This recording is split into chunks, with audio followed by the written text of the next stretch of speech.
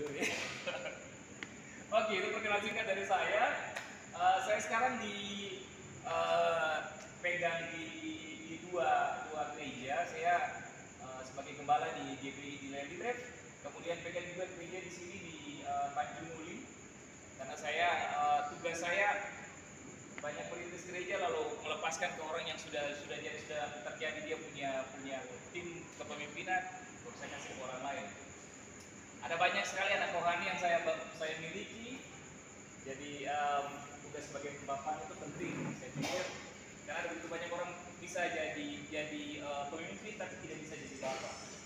So kita harus menjadi bapak buat banyak orang, karena Yesus juga datang dia jadi bapak buat kita semua. Amin. Nah, kita malam ini kita mau bahas satu hal, yaitu tentang merubah pola pikir. Kalau kenapa merubah pola pikir itu penting? Karena tanpa kita merubah kita punya pola pikir, kita punya hidup tidak akan pernah bisa berubah. Tanpa kita merubah kita punya pola pikir, kita akan tertinggal oleh zaman. Tanpa kita merubah kita punya pola pikir, kita tidak akan pernah bisa mendapatkan pekerjaan yang kita bisa tempatkan sekarang. Amin. Amin. Karena pekerjaan semua berubah. Handphone yang dulu cuma pakai zaman dulu kan cuma pakai kaleng terus tarik tali baru. Halo, mana bikin apa? Kita di sini. Dari situ tiba-tiba dia jadi telepon rumah. Dari telepon rumah dia berubah, dia jadi telepon umum, telepon koin. Saya pernah pengalaman itu waktu pacaran dan hanya waktu dikasih 1 menit, 1 koin 1 menit.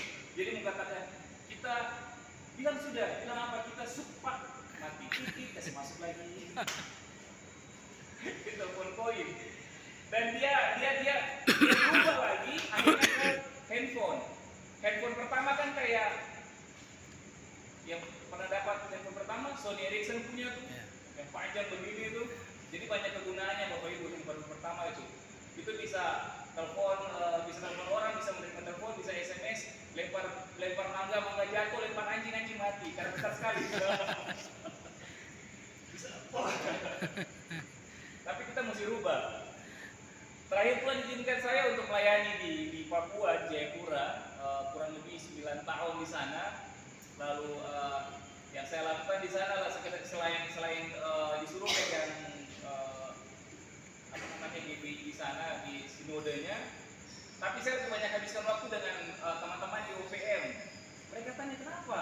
Kalau saya bilang saya lebih suka mengubah pola pikir mereka, karena untuk masuk ke dalam mereka itu susah, begitu. Mereka punya prinsip sendiri dengan kebenaran sendiri. Mereka tersesat di tengah-tengah mencari kebenaran mereka, begitu. Mereka pikir kalau bunuh orang itu dosa, maksudnya masuk surga, begitu. Pengen merdeka tapi dengan membunuh orang, gitu. Saya bilang bahwa saya punya yang lain-lain lah, begitu. Ketemu kalau dari awal kalau saya bilang ada RMS kan saya mungkin lah, begitu. Keluarga saya banyak di Belanda dan tiap hari hampir orang bertelepon kapan datang ke sana. Tapi saya bilang saya masih nyaman sama Indonesia, begitu kan. Karena ada Patipura juga lah. Dilema kita ini. Cuman apa yang baik itu yang kita mau mengikuti kan. Tapi kalau sudah sampai bunuh-bunuh orang kan tidak bisa. Jadi satu kali saya punya rohani, dia bilang begini, Bapak, saya mau ceraikan, saya punya istri. Wih, saya tanya, kenapa kok menceraikan kau punya istri? Iya, soalnya kita dua tuh beda keyakinan. Beda keyakinan, iya. Kalian pemberkatan di mana? Kita pemberkatan di gereja sini sudah. Baru, iya, kita beda keyakinan. Saya bilang ini sama-sama diberkati di gereja. Baru beda keyakinan bagaimana? Panggil istrinya datang. Istri datang bu istri. Menangis. Bagaimana? Pak Pendeta? Iya, katanya kok suami mau kasih ceraikan kau kan? Dia bilang iya. Dia mau ceraikan saya. Baru saya tanya, kenapa kau mau ceraikan dia? Iya Pak Pen, karena kita beda keyakinan. Maksudnya beda keyakinan itu maksudnya apa? Begini, saya nih yakin kalau saya diganteng, tapi dia tidak yakin kalau saya diganteng, makanya kedua mau cerai. Apa yang lain? Pola pikir. Nah, kalau kita tidak mengubah kita punya pola pikir, kita akan jadi orang bodoh, Bapak Ibu. Amin. Amin. Gereja harus merubah pola pikir. Gereja tidak bisa hanya stuck di sini saja. Gereja harus grow up. Gereja nggak bisa begini-begini saja. Gereja harus bertumbuh. Amin. Amin. Nah kita baca dulu lah. Nanti dibilang saya tidak kudus lagi tidak baca firman Tuhan. Oke. Roma pasal yang ke-12 ayat yang kedua itu menjadi dasar untuk kita bicara malam ini. Roma pasal yang ke-12 ayat yang kedua. Roma pasal 12 ayat yang kedua sudah dapat? Roma ada di perjanjian lama Bapak Ibu. Nanti ada tiba-tiba kasih habis perjanjian lama lagi terbuka gambar. Bapak di mana saya dapat nih? Oh, saya pernah baca. Roma ada di perjanjian baru sudah dapat?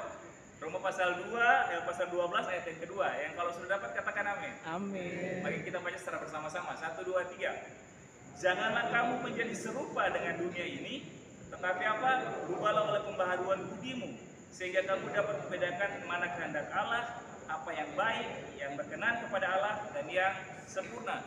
Firman Tuhan bilang apa? Jangan serupa dengan dunia ini. Kenapa dia bilang jangan serupa? Karena Alkitab berkata begini, barang siapa menjadi serupa dengan dunia ini, berarti dia menjadikan dirinya menjadi musuh Allah. Firman Tuhan yang berkata begitu. Jadi jangan serupa dengan dunia ini. Pengen jadi musuh Allah, serupa dengan dia. Begitu. Dia bilang jangan. Dan dia bilang kasih jalan keluar. Kita harus berubah oleh apa? Pembaharuan budi. Apa itu pembaharuan budi? Bukan budi ini Bapak Budi, bukan. Ini Kakak Budi menendang ulet, bukan. Aduh. Cucu, kan dari mana? Aduh, kita baru pulang sekolah, Opa, ETT.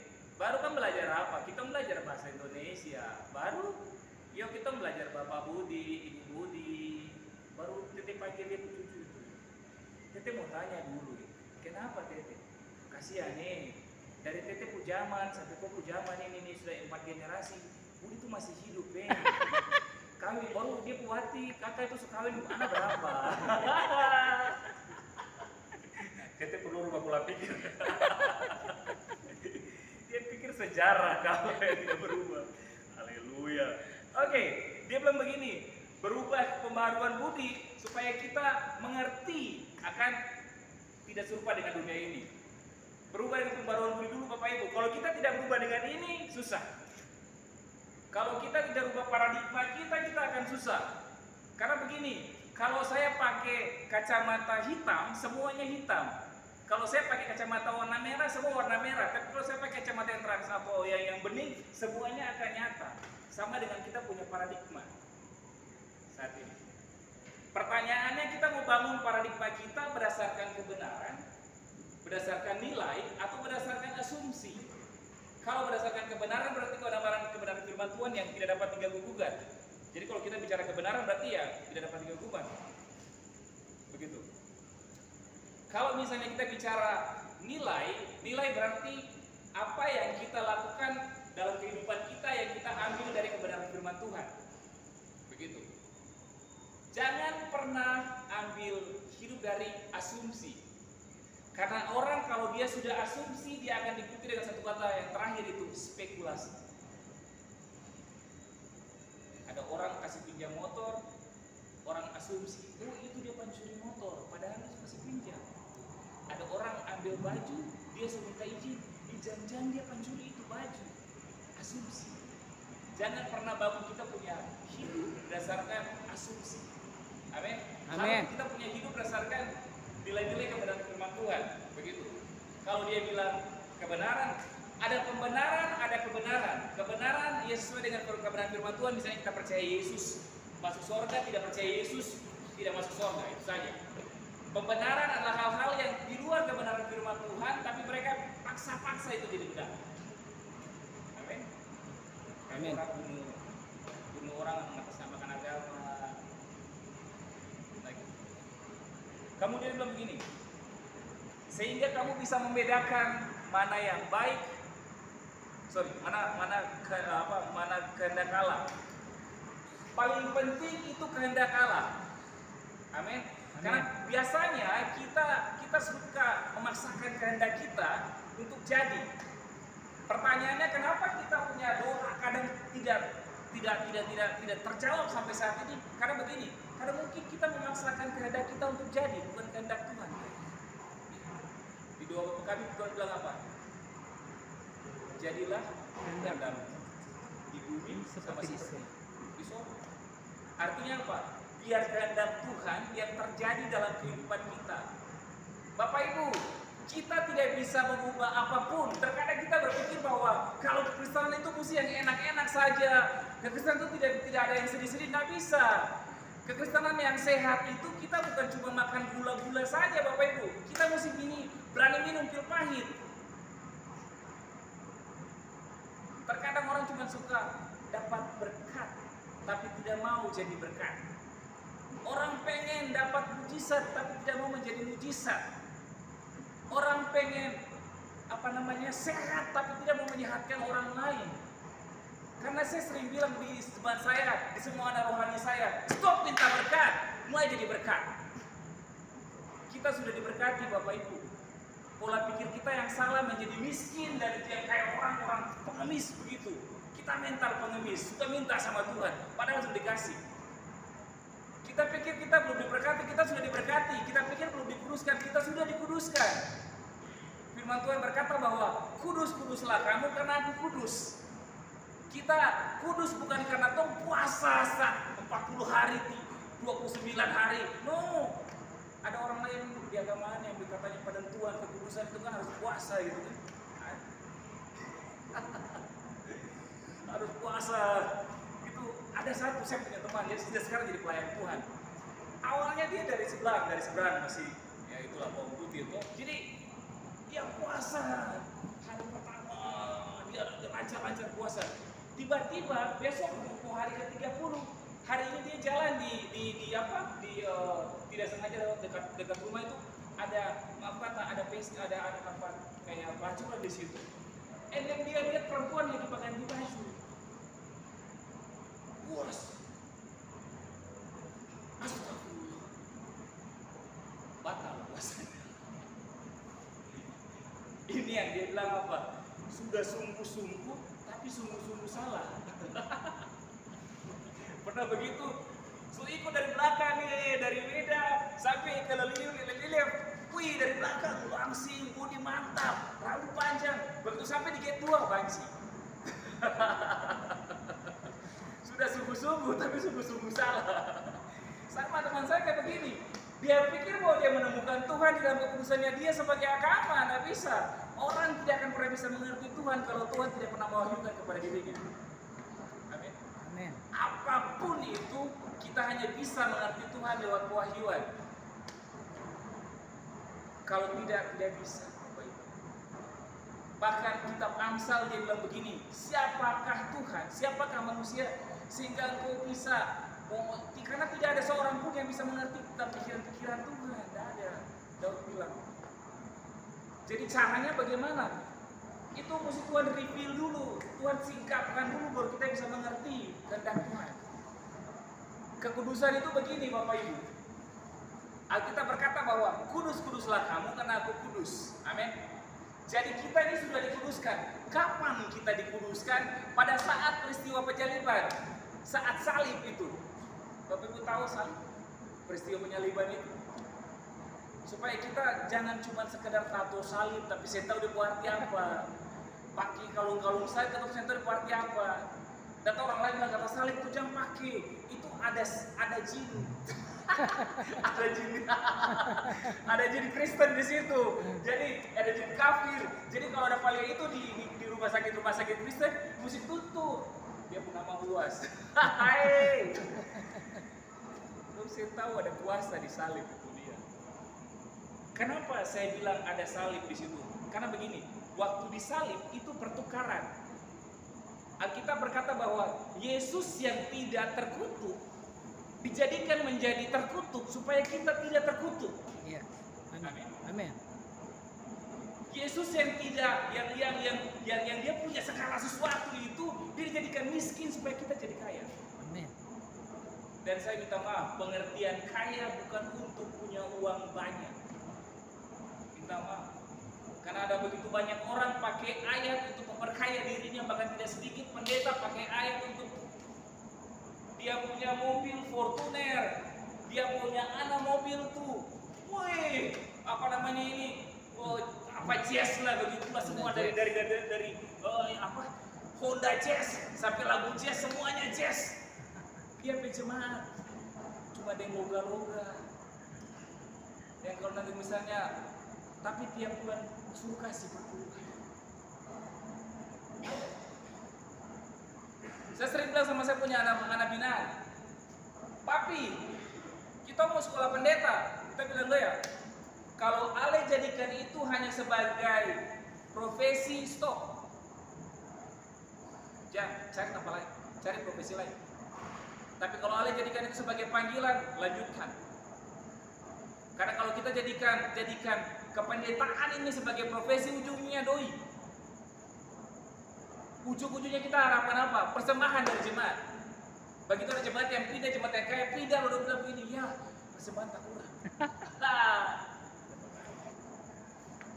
Pada akhir zaman Tuhan akan menyaring semua, mana belalang, mana gandum. Mana lalang, mana gandum. Tuhan akan saring mana domba, mana kambing. Selesai. Mana hamba Tuhan yang sebenarnya sejati dan hamba Tuhan upahan. Tuhan akan saring semuanya. Soalnya, saya sering bilang, jangan rasa diri pendeta lalu kau bisa pakai segala sesuatu dengan kuasa-kuasa, kasih tipu-tipu jemaat. No, saya lebih suka bikin jemaat lebih pintar, lebih tajam dalam firman. Saya nggak suka tutupi apa-apa yang kebenaran di dalam kebenaran firman Tuhan. Saya nggak suka tutupi. Karena ada banyak pendeta berpikir kalau dorang jemaat jadi tajam, jadi ancaman buat saya. Jangan-jangan calon pemimpin. Dong saya tahu kalau misalnya kesuksesan seorang pemimpin adalah dia bisa menghasilkan pemimpin-pemimpin yang baru kayak dia. Amin, amin. Harusnya kayak gitu. Amin. Yesus dia muridkan. Ya. Dia cuma habiskan waktu 3,5 tahun Bapak Ibu punya banyak-banyak. Tapi apa yang bikin sampai murid-murid ini berdampak? Dia habiskan waktu sama-sama dengan orang. Makan sama-sama dengan mereka. Tidur sama-sama dengan mereka. Bikin mujizat sama-sama dengan mereka. Dia jalan habiskan waktu. Kita kudus. Waktu disalib tadinya tidak kudus, kita jadi kudus. Jadi sebenarnya Tuhan semuanya sudah dikuduskan. Karena pengudusan itulah dengan kekuatan anugerah memampukan kita untuk melakukan hal-hal yang kudus. Tahu anugerah? Anugerah bukan cuma sekedar pemberian. Ada banyak orang hari-hari ini mengajarkan konsep tentang teori hyper grace. Jadi dia mengajarkan bahwa anugerah yang berlebihan. Jadi semakin banyak berdosa, kasih Tuhan semakin besar. No. Sampai mereka mengizinkan bahwa boleh saya jadi pendeta tapi saya kawin cerai banyak tidak apa-apa. Karena anugerah katanya. Salah pengajaran. Dia bilang, karena yang bercetus ini kan salah satu hamba Tuhan dari Singapura. Dia bilang begini, God is grace, grace is God. Allah itu anugerah, anugerah adalah Allah. No, bukan. God is not grace. Tuhan bukan anugerah. Anugerah hanya pemberian, bukan si pemberi. Amin. Amin. Saya tidak bisa bilang bahwa saya kasih handphone ini saya mau kasih buat Pak Yopi, lalu saya bilang begini, Pak Yopi, handphone ini Rido ini handphone. Saya bisa. Yes. Bisa ngerti ya? Yeah. Artinya begini, Tuhan itu pemberi, anugerah itu sebuah pemberian. Nggak bisa kita harapkan di sini. Alkitab bilang begini, cari dahulu kerajaan Allah dan kebenarannya, maka apa? Semuanya akan ditambahkan kepada kita. Tapi kita berpikir apa? Oh, kalau semuanya itu jadi semuanya akan datang, mujizat segala sesuatu datang buat orang semua. Apa itu kebenaran? Kerajaan Allah. Kerajaan Allah itu kepemimpinan yang dipimpin oleh Allah. Karena kerajaan Allah itu satu saat nanti waktu Yesus datang pada kali yang kedua, Tuhan akan memerintah sebagai raja, segala raja di kerajaannya nanti. Dan berita baiknya, dia pakai kita yang percaya kepadanya untuk sama-sama memimpin dalam kerajaan. Amin. Jadi kita harus mulai mengerti bahwa katong ini warga kerajaan surga, Bapak Ibu. Bukan cuma sekedar orang Israel. Ada orang yang bangga-bangga dengan orang Israel. Kau mesti berkati dorang. Jadi bikin sampai apa pakai ayat yang diberkatilah siapa yang memberkati engkau, terkutuklah siapa yang mengutuk engkau, pakai ayat itu. Pusing. Kenapa? Karena Israel waktu Yesus datang pertama sebagai Mesias, mereka tolak. Ya kan? Waktu dia datang di kampungnya, lalu dia baca Alkitab di Yesaya, dia baca bahwa Roh Tuhan ada padaku, aku memberitakan kabar baik kepada orang yang tertindas, kelepasan kepada yang lemah, dan dia bla bla bla. Itu nubuatan tentang Mesias dari Yesaya. Dan hari itu dia berdiri di dalam bait Allah, dan dia bilang kayak begini, aku berkata kepadamu, setelah dia baca firman Tuhan semua, dia bilang aku berkata kepadamu, hari ini genaplah nats ini.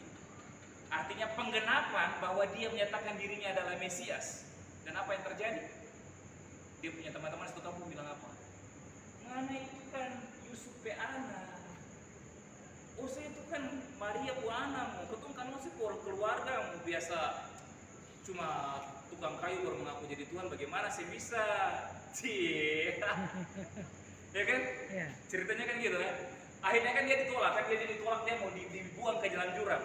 Waktu dia ditolak itu, dia bilang begini, sesungguhnya Injil kerajaan ini akan diambil dari bangsa ini, dari bangsa Israel, lalu dia akan diberikan kepada suatu bangsa yang akan menghasilkan. Siapa bangsa itu? Tuhan berkata di Ibrani bahwa kamu adalah bangsa yang terpilih, umat yang rajani, umat pilihan Allah. Siapa? Gereja. So kita kan, kenapa? Karena pada akhir zaman yang Tuhan jemput bukan orang Israel. Dia datang jemput gereja sebagai mempelai wanita. Amin. Dia mempelai Laki-laki. Jadi masih bangga dengan Israel? Dia datang ke kali kedua kepada Israel untuk menghakimi. Kenapa kamu tidak percaya waktu saya kali pertama? Karena dia datang kali kedua bukan sebagai Mesias lagi Bapak Ibu. Dia datang kali kedua sebagai apa? Hakim. Menyesal mereka. Jadi jangan terlalu bangga dengan lambang-lambang Israel. Jangan terlalu bangga lah. Saya lebih suka karena firman Tuhan berkata, Paulus bilang begini, kamu Israel rohani. Amin. Kita disunat secara rohani. Amin. Bukan lagi langsung dipotong begini, nah usah pakai itulah. Setengah mati di jalan kan. Aduh, pendeta bagaimana? Susah Pak. Dan sunat itu cuma tanda. Dia tidak sama dengan iman. Kalau kita percaya selamat, enggak. Sunat cuma tanda. So, dia bilang bahwa rubah pola pikir supaya kita mengerti kehendak Allah. Kehendak Allah lebih penting. Kehendak Allah itu kehendak Allah, kedaulatan Tuhan. Kita tidak bisa rubah. Rancangan Tuhan bukan rancangan saya. Tapi yang saya tahu bahwa rancangan Tuhan mengentatkan damai sejahtera, bukan tentang kecelakaan. Amin. Dia berkata. Dia bilang begini. Kita tahu membedakan kehendak Allah. Dia bilang begini. Kita apa yang baik, yang berkenan dan yang sempurna. Firman Tuhan berkata bahwa bukan cuma kita tahu kehendak Allah, tapi juga kita berkenan. Karena begini. Ada begitu banyak orang mengejar perkenanan daripada pemakaian. Beda. Tuhan bisa pakai seseorang, tapi belum tentu dia berkenan kepada seseorang. Amin. Amin. Contoh, Tuhan berkenan, Tuhan pakai Saul, tapi Tuhan tidak berkenan kepada Saul. Tuhan pakai Daud, karena dia berkenan kepada Daud. Amin. Tahu Saul kan? Tahu. Raja Israel kan? Pertama dia bagus, tapi waktu dia Tuhan bilang jangan ambil itu harta hasil rampasan, dia rampas. Akhirnya Tuhan marah sama dia. Tuhan pakai, tapi itu tidak berkenan. Tapi lihat Daud, wow, pendek, pakai baju perang juga tak masuk, baju perang masih lebih besar. Alkitab bilang dia masih merah-merah, bukan baru lahir terus merah-merah, bukan, maksudnya masih terlalu muda begitu turun perang. Dia bilang apa? Waktu dia buang alih-alih.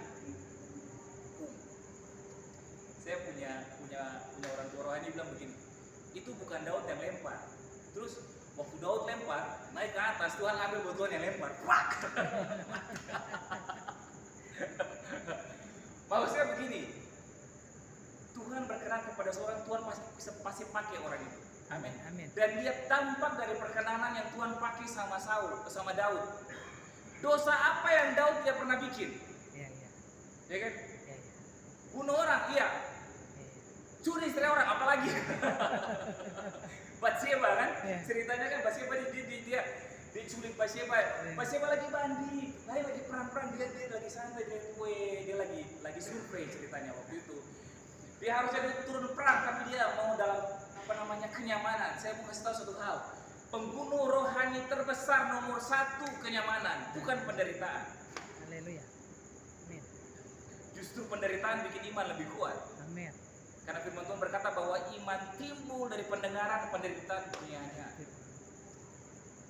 Tapi pembunuh terbesar kita punya kerohanian, kenyamanan. Begitu ketong sustak di sini bilang sebegini juga. Saya usah keluar dari hati orang, atau menghidupkan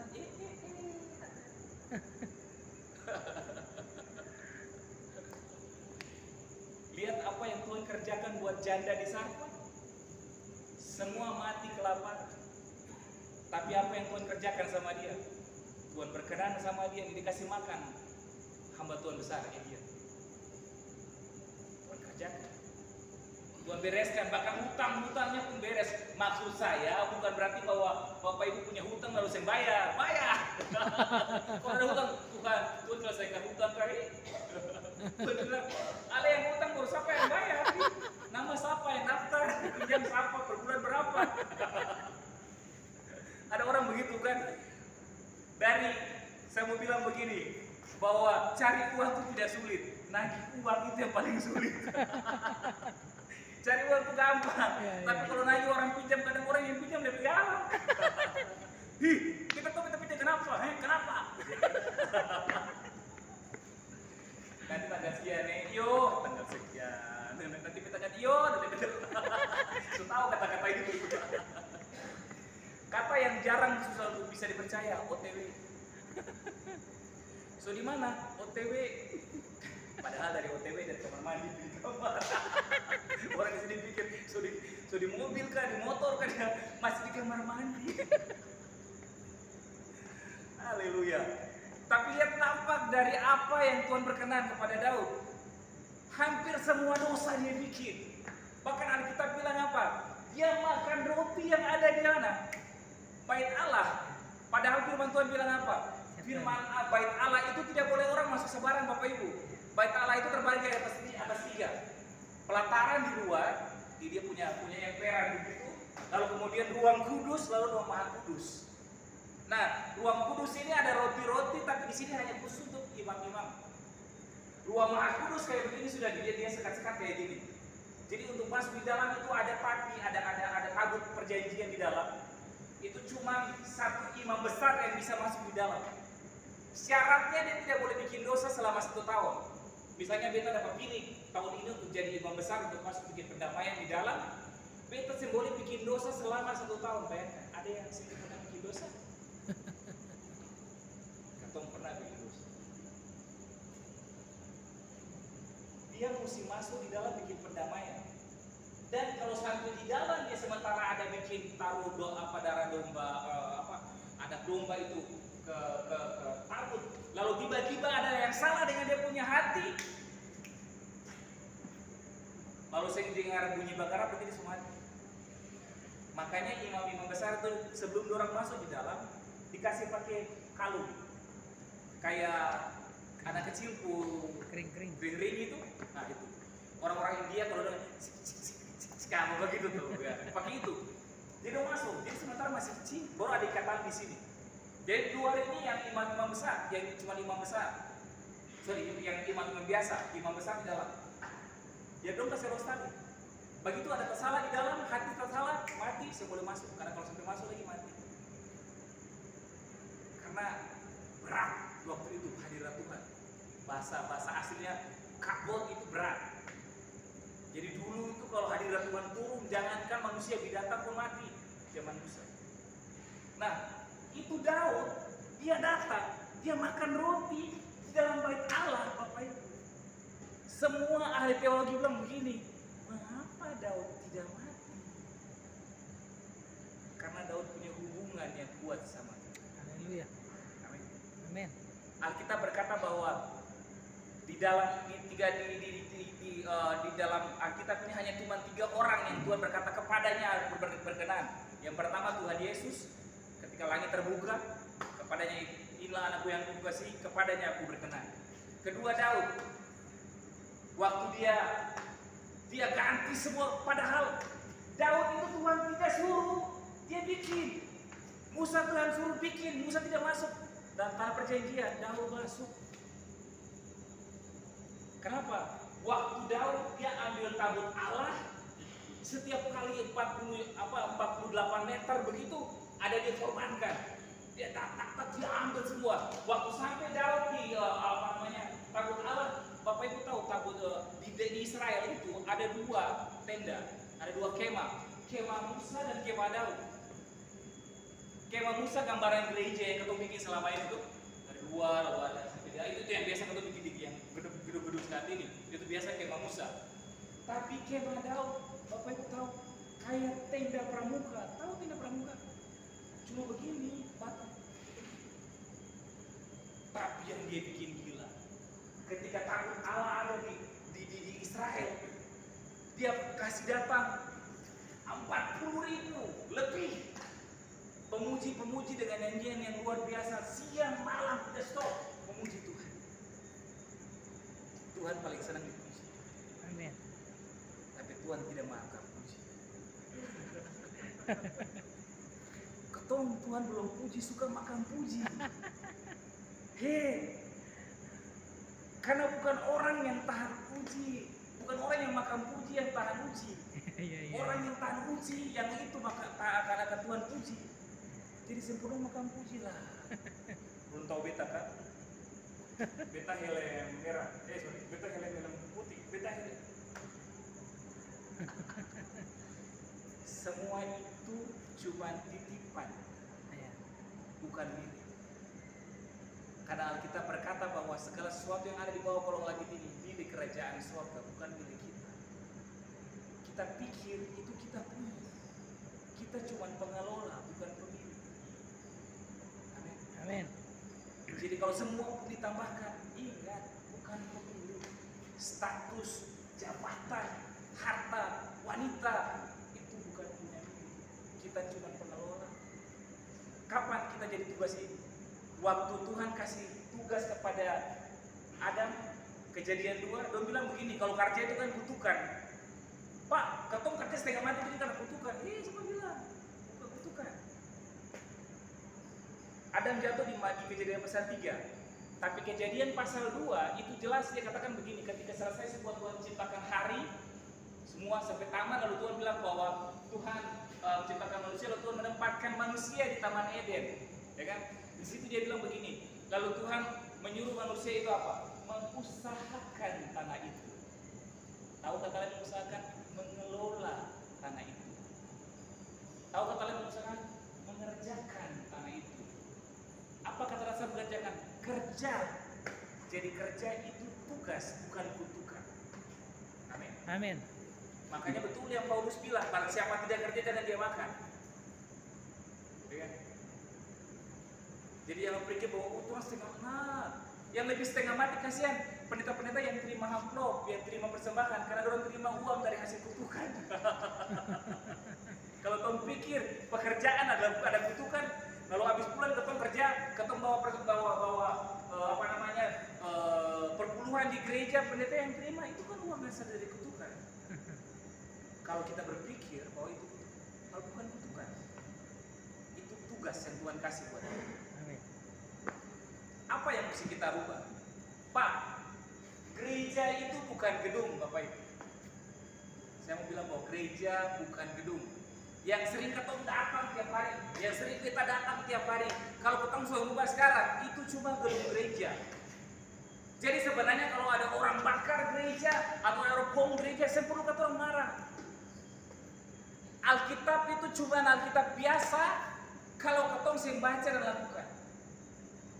Jadi seperti mana kalau ada orang bakar Alkitab, kalau seorang injang-injang Alkitab sing baru ketong marah. Alkitab berdampak ketika kita lakukan, karena firman Tuhan bilang begini, berbahagialah barang siapa yang bukan cuma mendengar tapi melakukan kebenaran Tuhan. Amin. Amin. Amin. Jadi jangan bangga cuma bawa Alkitab, bawa sing ada apa-apa, jangan ada anak kecil sakit loh, kau buka Alkitab ini, maksudnya ada puasa apa yang keluar begitu ya? Kata kan begitu kan, terbiasa dari kecil. Beta dulu kecil-kecil juga begitu. Sakit lalu mama buka Alkitab, tahu masih sakit juga. Kita lupa bahwa firman Tuhan bilang ada kuasa yang Tuhan sudah kasih buat kita. Meletakkan tangan seorang sakit, orang itu menjadi sembuh. Itu bukan cuma untuk pendeta Bapak Ibu. Amin, amin. Untuk semua orang percaya. Amin. Tugas itu. Bukan cuma pendeta, itu tugas semua orang. Amin. Murid Kristus yang percaya kepada Kristus kan murid. Amin. Jadi jangan sampai so meriang sedikit, so panas sedikit. Ayo Pak Pendeta berdoa, mau putus berdoa. Padahal jadian kapan sih tahu sing lapor. Tiba-tiba putus tahu begitu. Jadian saya tahu. Enak-enak sendiri begitu. Pak, kita harus rubah.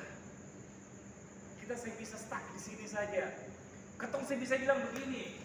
Nanti karena begini, jangan pernah larang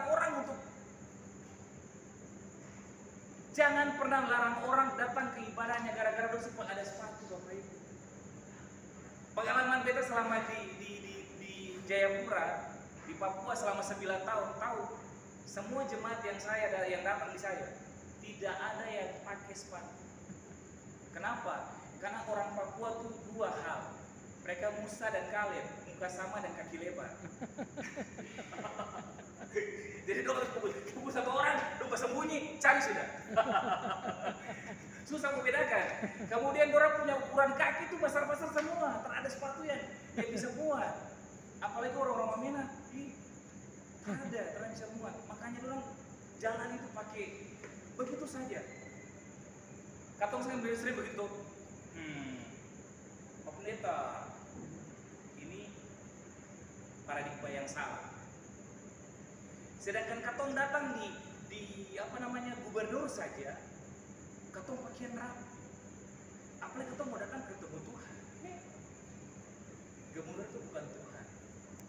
Gubernur manusia. Karena Alkitab bilang apa? Manusia melihat penampilan, tetapi Allah melihat hati. Amin. Ayat itu muncul ketika apa? Daud dikira dia raja. Daud punya kakak. Samuel, hamba Tuhan yang mengurapi semua raja-raja waktu itu. Dia bilang, oh ini muka kau lebih bagus, badannya besteret. Dia di Google Fitness, kamu ini. Datang kemari Daud ya, oh Samuel, masih remaja begitu, anak sekolah minggu. Ini raja. Sing sana Tuhan. Lalu Tuhan bilang, manusia melihat penampilan, jangan melihat. Amin. Yang luar biasa dari Daud. Semua mazmur yang paling terbaik yang ketemu nyanyikan Daud sedikit. Daud marah saja kan keren tuh. Aku memandang mata ke gunung-gunung. Dari manakah datang pertolongan? Keren dia marah begitu gila. Tahu Mazmur 23? Tuhan adalah gembalaku itu kan. Orang berpikir kan begini. Berarti ini Daud lagi dalam kondisi baik-baik saja? No. Waktu saat itu Mazmur itu ditulis, itu saat itu dia dalam kondisi apa? Dia punya anak Absalom lagi mau kudeta lawan dia. Dia punya anak perempuan diperkosa. Semua Absalom, semua Abner yang dia punya panglima lawan dia. Dia lagi diserang Bapak Ibu, dalam kondisi tidak aman, tapi dia bikin Mazmur Daud. Tuhan adalah gembala. Takkan kekurangan. Dia membaringkan aku di padang yang berumput hijau. Dia menyegarkan jiwa. Kayak everything is okay, nggak ada masalah. Padahal dia adalah masalah besar. Tahu? Kalau kita dia ada dalam masa penganiayaan, ada masalah padang gurun. Sebenarnya itu Tuhan mau Mazmur yang terbaik keluar dari kata punya mulut, Amin. bukan kesemutan. Haleluya. Amin. Amin. Harusnya ucap syukur. Jangan larang orang untuk datang ibadah lalu dosen pakai sepatu lalu potong larang orang. Pak, tahu Mahatma Gandhi? Presiden Perdana Menteri India yang paling pertama itu, dia pertama masa itu tuh ada gereja di sana, gereja Anglikan sama Inggris, gereja Inggris karena mereka dijajah juga sama Inggris. Jadi Mahatma Gandhi ini orang yang sangat tertarik dengan Yesus dan dia belajar tiap hari tentang Injil di situ, tentang Yesus. Dan dia masuk di gereja. Waktu dia masuk di gereja kan orang Hindu tahu kan, cuma tidak pakai apa-apa lalu cuma pakai kain begitu. Waktu dia masuk, apa yang terjadi? Orang gereja, pendeta dan majelis-majelisnya berdiri di depan gereja dan usir dia dan bilang begini, kamu tidak punya sepatu. Lalu dia bilang pakai bahasa Inggris, you are stink, you are dog, kamu bau, kamu anjing, keluar. Ada pendeta? Apakah itu gambaran hamba-hamba Tuhan? Padahal Tuhan berkata bahwa aku menerima segala sesuatu apa adanya. Apakah Mahatma Gandhi tidak diciptakan oleh Tuhan? Dan dia semua diciptakan oleh Tuhan. Tuhan berkata bahwa kasihilah sesamamu manusia sama seperti dirimu sendiri. Kita sukses membangun hubungan dengan sesama tapi gagal membangun hubungan dengan sesama. Kita sukses membangun hubungan dengan Tuhan tapi gagal memeluk sesama. Kita berhasil memeluk agama tapi gagal memeluk sesama. Parah. Salib bukan cuma begini, Bapak Ibu. Salib begini. Salib kalau begini ini hubungan dengan Tuhan. Begini ini hubungan dengan sesama. Kalau ketong cuma begini saja, ketong jadi orang yang merasa diri paling suci di dunia ini. Kalau ketong kasih kafir-kafirkan orang kiri kanan. Kalau ada nominasi orang yang tidak pernah berbikin dosa, kira-kira siapa masih masuk? Dia terluka, akhirnya dia sih bisa masuk di dalam gereja. Dia keluar, lalu dia bilang apa sama orang gereja itu? I love your Christ, but I hate your Christian. Saya mengasihi, saya suka Kristus, tapi saya benci orang Kristen. Dan apa yang terjadi? Beberapa tahun kemudian dia berhasil menjadi seorang perdana menteri, ya kan? Tahu apa yang dia lakukan waktu pidato pertama? Yang dia berdiri waktu, biasanya kan orang pidato pertama kan mereka, wah pidato pertama dari perdana menteri ini, negara ini. Tahu pidato pertama Mahatma Gandhi? Dia punya pidato pertama yang luar biasa.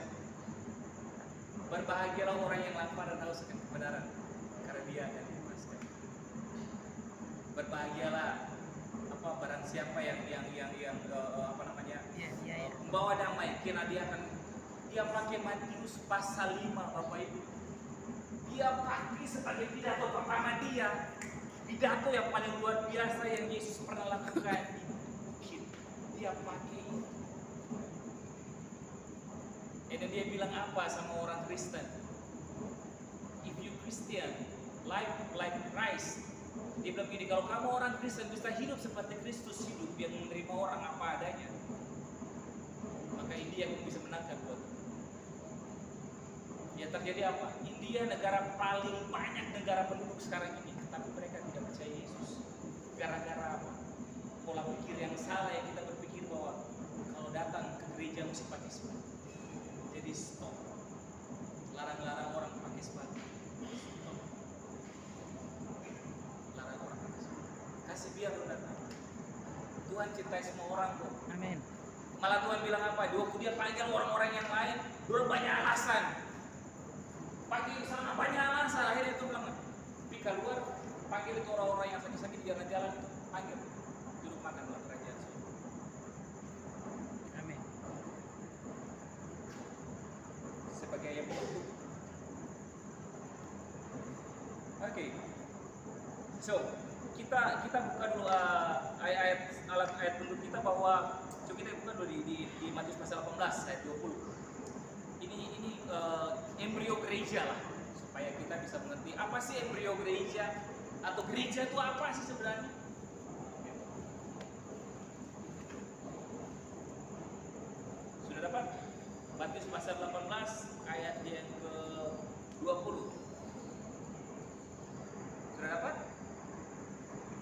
Efesus pasal 18 ayat yang ke-20. Oke, mari kita baca secara bersama-sama. 1, 2, 3. Sebab di mana 2 atau 3 orang berkumpul dalam namaku, di situ apa? Aku ada. Hadir. Amin. Jadi inti gereja atau maksud dari gereja atau dasar gereja adalah apa? 2-3 orang, bukan 2-3 ribu, bukan 2-300. Kuota Tuhan cuma 2-3 orang. Buat apa 2-3 ribu, 2-300 tapi Tuhan tidak hadir? Amin. Lebih baik 2-3 orang tapi Tuhan hadir. Amin. 2 orang bicara kalau dalam suami istri, dalam keluarga suami istri. 3 orang tambah anak. Kalau masih pacaran, masih itu sudah kamu orang 2 orang gitu. Jadi itu inti gereja sebenarnya. Jadi jangan berpikir bahwa gereja itu sukses ketika kuantitas yang kita pikir atau jumlah, no, kualitas yang kita cari. Amin.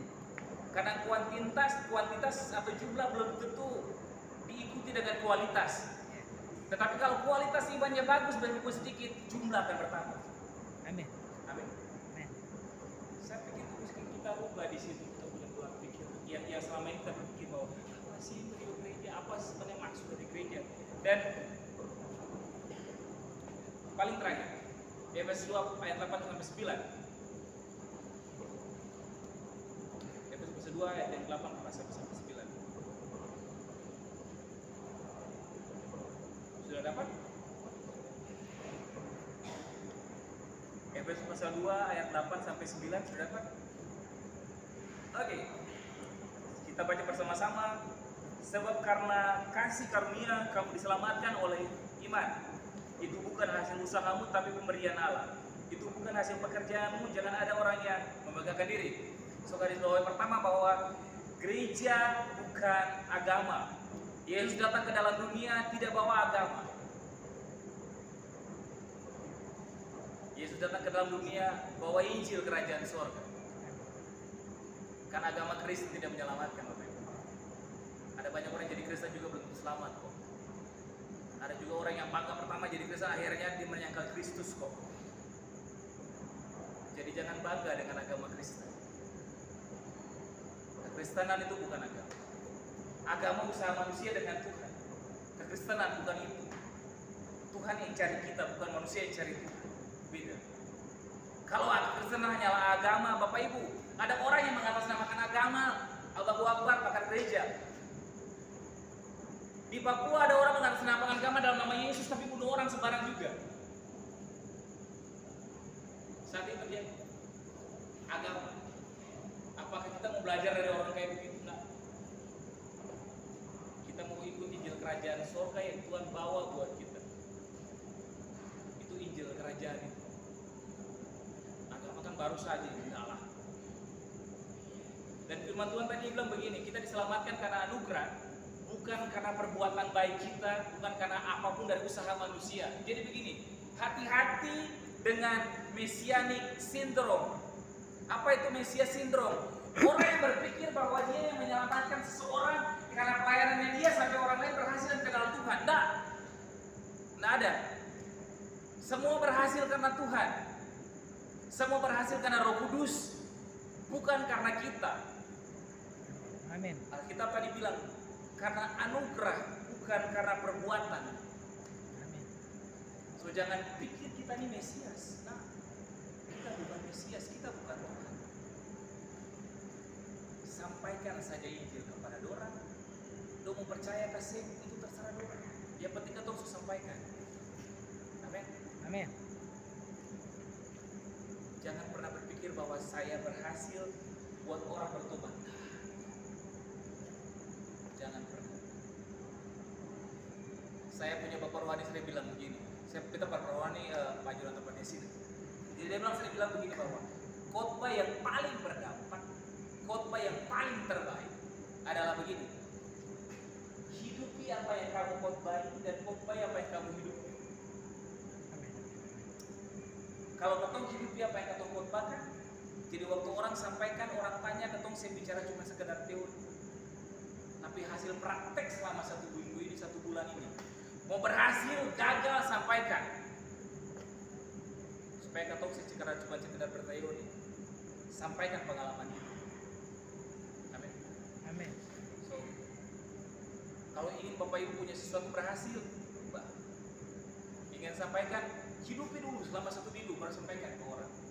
Kadang-kadang Tuhan suka kirim orang-orang yang ketuk kalau bicara dong suka dengan keturang. Nah itu sebenarnya yang Tuhan mau ketong jangkau orang. Bawa kenal Kristus.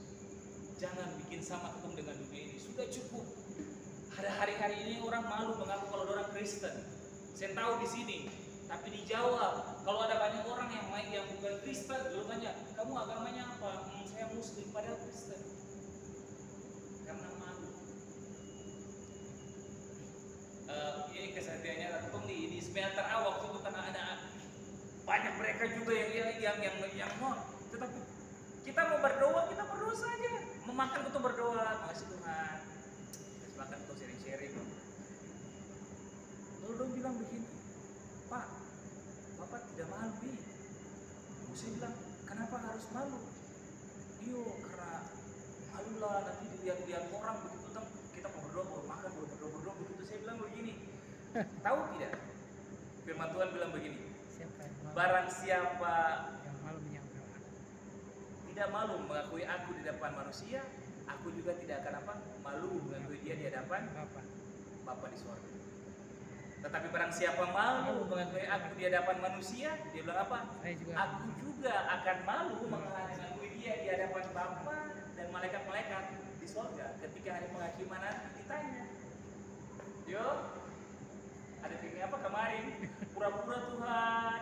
Coba putar video, wes CCTV bagus ini. USB 3 kan langsung tampak. Kedapatan nih. Dapat tahu Bapak Ibu. Jadi apapun yang orang bikin jangan pikir saya dapat rekam. Semua ada. Haleluya.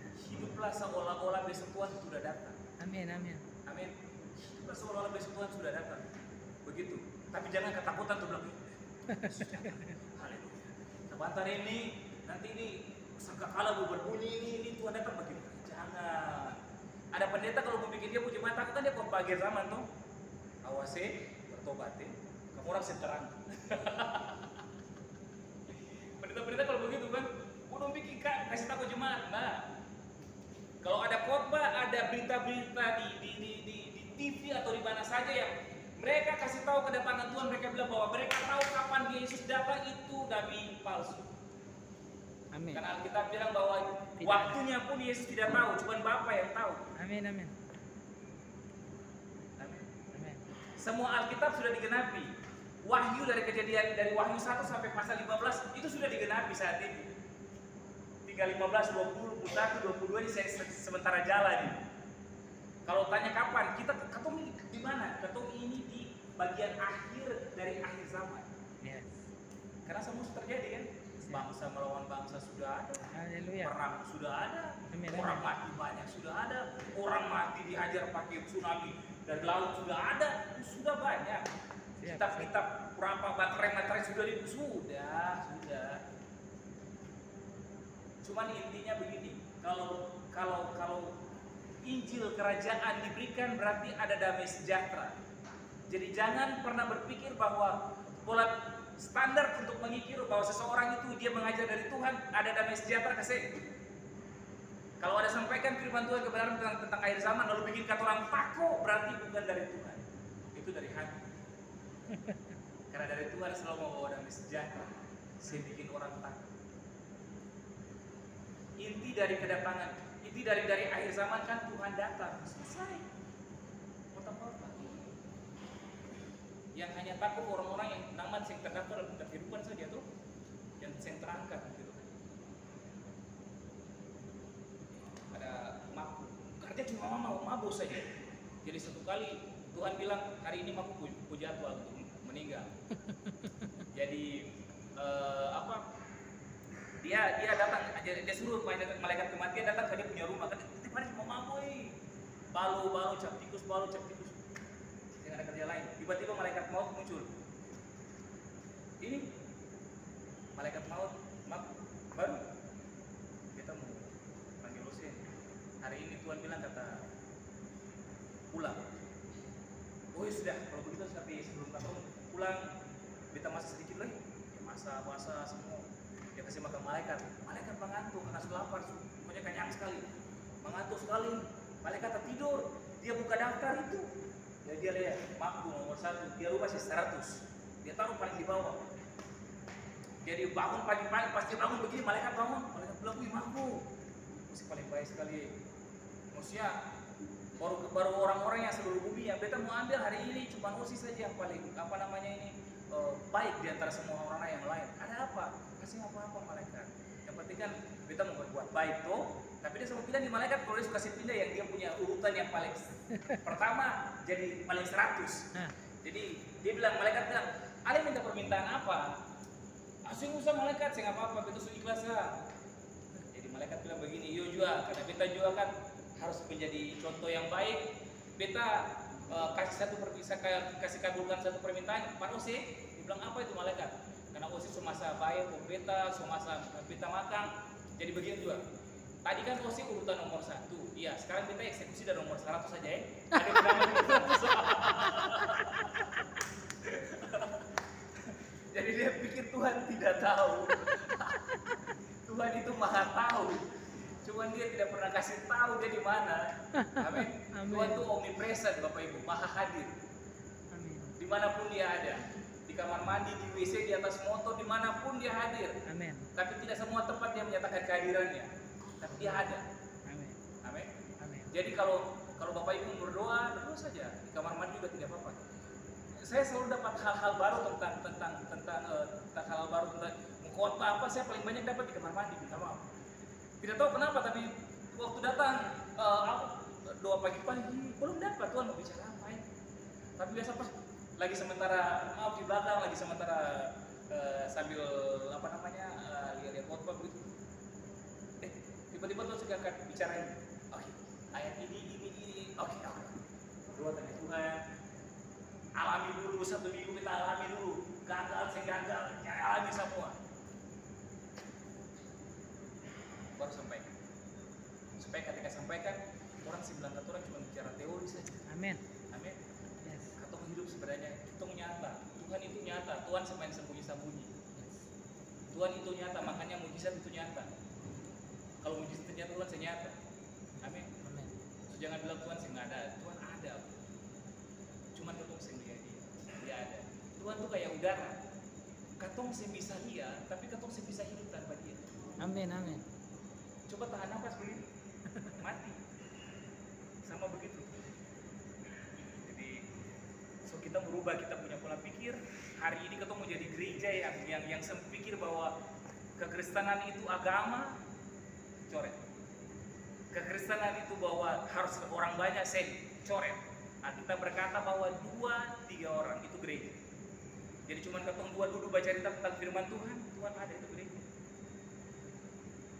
Jadi kalau tiba-tiba dong larang gereja sampai dong tutup gereja, dong bilang saya boleh ibadah, saya apa-apa, atau minum-minum kopi baca tentang Tuhan, gereja tuh.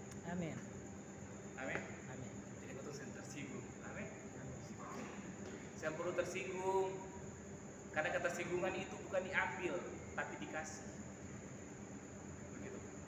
Waktu orang bilang Ridho anjing, babi, biadab, kurang ajar, bolanya ada di sini. Apakah kita mau ambil itu menjadi sebuah ketersinggungan? Atau kita mau lepaskan itu supaya jadi tidak tersinggung? Karena kehidupan kata orang ini bukan dari luar yang mempengaruhi di dalam, tapi dari dalam yang mempengaruhi keluar. Amin. Di dalam siapa? Yesus. Kalau di dalam Yesus yang memerintah, di dalam beda. Biar kata punya jualan cuma pisang goreng, tapi pisang goreng itu ada urapan. Kata mungkin jualan cuma pulsa biasa, orang sering tahu kata jual pulsa, tapi Tuhan promosikan.